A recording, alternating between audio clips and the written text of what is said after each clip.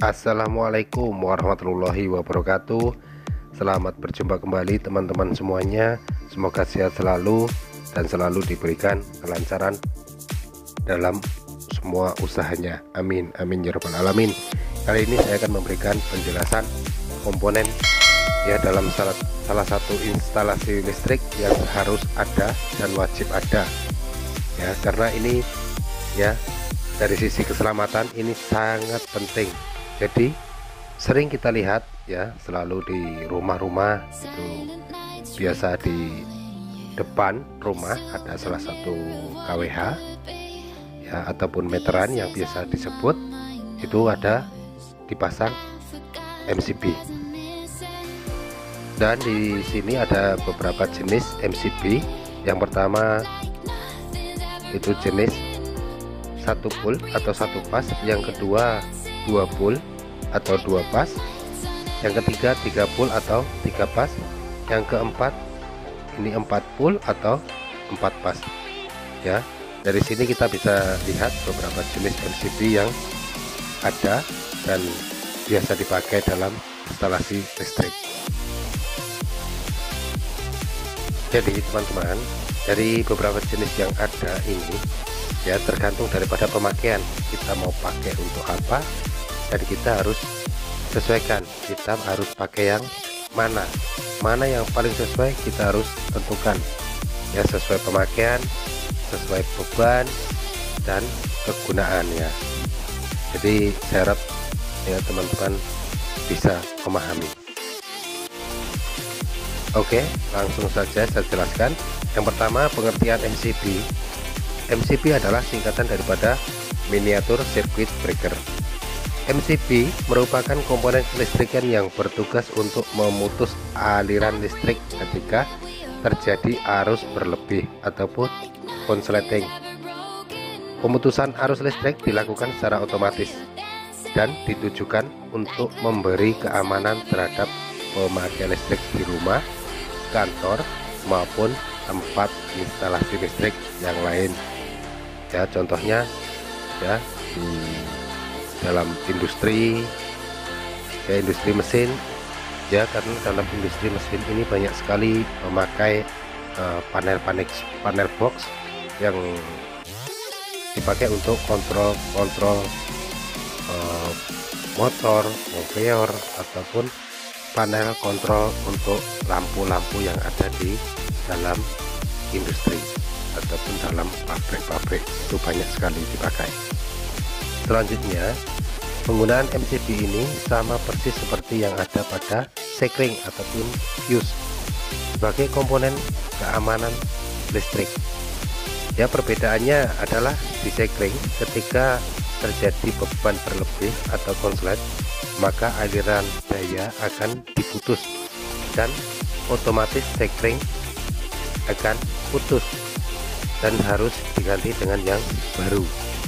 Sedangkan pada MCB ini bisa diaktifkan lagi setelah masalah konslet tadi sudah diatasi ya. Dan cara membaca kode ini nomor 1, ini arus maksimal ya, di sana ada tulis 60 ampere. Yang kedua, range tegangan ini di 230 volt sampai 400 volt. Ini AC bisa, DC bisa. Dan yang ketiga, kapasitas breaking ya, ini di 6000 ampere. Yang keempat, ini kelas energi, ini nomor 3 ya. Jadi dari sini kita bisa memahami ya bagaimana cara membaca kode-kode yang ada pada MCB ya. Jadi setiap MCB tidak sama, jadi kita harus bisa membaca dan bisa memahami ya, dan bisa menentukan ya, tergantung daripada pemakaian yang kita inginkan. Kalau teman-teman mau mengganti MCB yang ada di rumah, usahakan sama ukuran ataupun sama size ya, sama kapasitasnya ya teman-teman. Fungsi MCB ada 3 fungsi utama MCB ya. yakni untuk memutus arus, ini yang pertama. Yang kedua untuk memproteksi terhadap beban lebih atau overload, serta untuk memproteksi adanya hubungan singkat atau konsleting. Jadi untuk penjelasannya masing-masing ya silahkan disimak. Yang pertama ini tadi untuk pemutus arus, yang kedua memproteksi adanya beban lebih atau overload, yang ketiga ini untuk memproteksi adanya hubungan singkat atau konsleting ya. Jadi ada 3 fungsi daripada MCB ya. Selanjutnya akan saya jelaskan lagi untuk penjabarannya ya, daripada fungsi-fungsi yang ada tadi saya akan jelaskan. Ini yang pertama sebagai pemutus arus ya, yakni fungsi sebagai pemutus arus ini bisa diartikan sebagai bentuk pengamanan atau kendali dari pemilik rumah. Sebagai bentuk keamanan ketika terjadi masalah pada instalasi listrik, maka MCB akan memutuskan arus secara otomatis. Sedangkan untuk ya kendali dari pemilik rumah adalah ketika Anda ingin mematikan aliran listrik tidak hanya pada satu titik, melainkan pada semua jaringan yang terhubung, maka bisa dengan menggunakan toggle switch pada MCB ya. Ini jadi kalau ada masalah-masalah di instalasi listrik lainnya, kita bisa langsung mematikan switchnya yang ada pada MCB. Ini akan memutuskan aliran listrik ke semuanya ya. Seringkali pada satu instalasi rumah atau bangunan melibatkan lebih dari satu MCB ya. Oleh karena itu pahami alur instalasi listrik yang ada pada tempat Anda untuk menghindari kesalahan ketika mematikan arus secara manual. Jadi dalam instalasi rumah ini tidak hanya satu MCB saja yang digunakan, biasanya lebih. Jadi untuk kita lebih mengerti dan memahami kondisi yang ada dalam satu rumah, kita harus tahu ya alurnya supaya tidak terjadi masalah yang tidak kita inginkan, terutama kita sendiri yang kena setrum.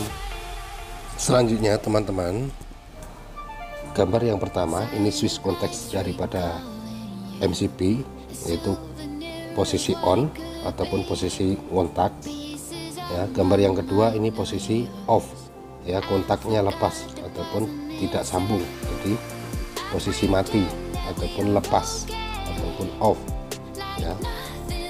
Selanjutnya teman-teman, ini yang kedua, yaitu memproteksi adanya beban lebih atau overload. Overload atau beban lebih adalah salah satu ya kejadian ketika penggunaan arus listrik melebihi batas penggunaan listrik pada bangunan yang ditempati. Komponen dari MCB yang bertugas mendeteksi adanya beban lebih adalah pada elemen bimetalnya. Jadi di gambar samping ini ada saya beri gambar dan saya beri penjelasan ya.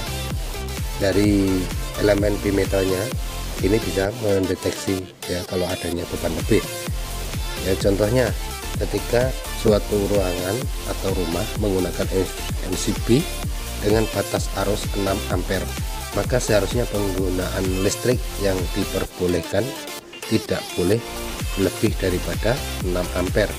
Untuk instalasi penerangan mungkin masih terkendali, akan tetapi untuk instalasi tenaga ataupun stop kontak biasanya sering dilalaikan. Ini yang sering terjadi biasanya ya. Selalunya di stop kontak ini kita pakai banyak ataupun pakai extension ataupun pakai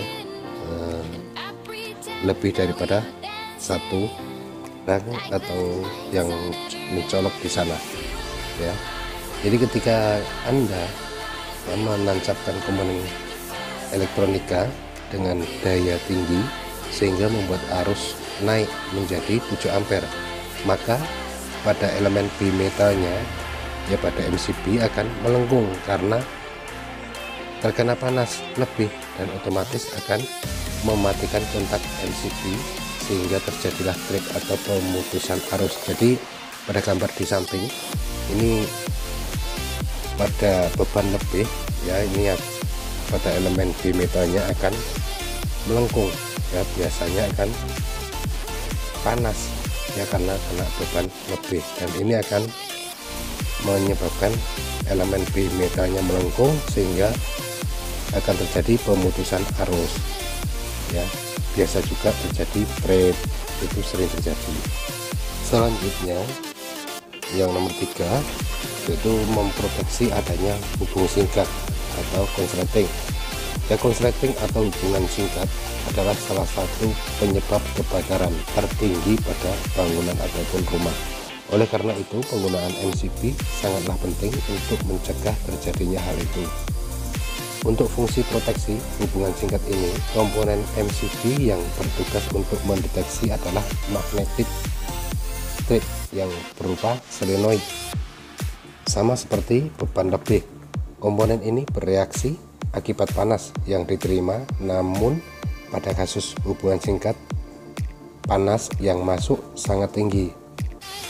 Besarnya panas yang diterima akan menimbulkan adanya gaya magnet pada solenoid dan otomatis menarik switch sehingga aliran listrik akan terputus.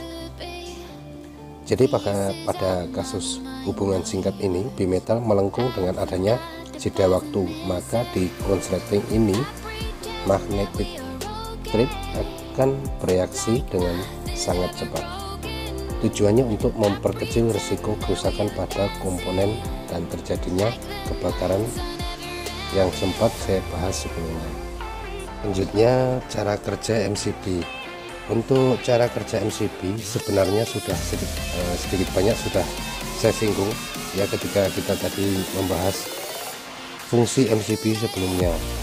Pada dasarnya MCB memang dapat dioperasikan secara manual dengan menekan toggle switch ataupun handle switchnya ini ke bawah untuk mematikan, dan untuk menghidupkan toggle switchnya ke arah atas. Selain itu, MCB menggunakan dua prinsip kerja untuk mengamankan ataupun keamanan otomatisnya, yakni dengan thermal tripping atau pemutusan arus karena reaksi panas, dan magnetic tripping, pemutusan arus karena efek gaya magnet. Ya, masing-masing prinsip kerja dilakukan berdasarkan gangguan yang terjadi. Ketika overload atau beban berlebih, maka MCB menggunakan prinsip kerja thermal tripping. Sedangkan ketika hubungan singkat atau konsleting listrik, maka MCB menerapkan prinsip kerja magnetic tripping. Jadi yang awalnya tadi on, lalu karena beban berlebih dan terjadi trip, maka posisi MCB akan ke bawah sendiri atau otomatis turun ke bawah ataupun posisi off. Dan untuk pembahasan selanjutnya adalah macam-macam daripada MCB.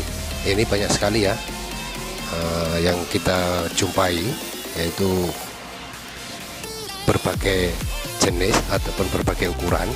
Jadi jika kita bedakan menurut ketahanannya, arusnya terdapat banyak jenis MCB mulai dari 6 ampere, 10 ampere, 13 ampere, 16 ampere, 20 ampere, 25 ampere, 32 ampere, 40 ampere, 50 ampere, 63 ampere, 80 ampere, 100 ampere, dan paling tinggi adalah 125 ampere. Sedangkan menurut karakteristik ya pemutusan arusnya, komponen MCB terbagi menjadi 3 jenis, yakni MCB tipe B, tipe C, dan tipe D. Untuk penjelasannya ya sebagai berikut.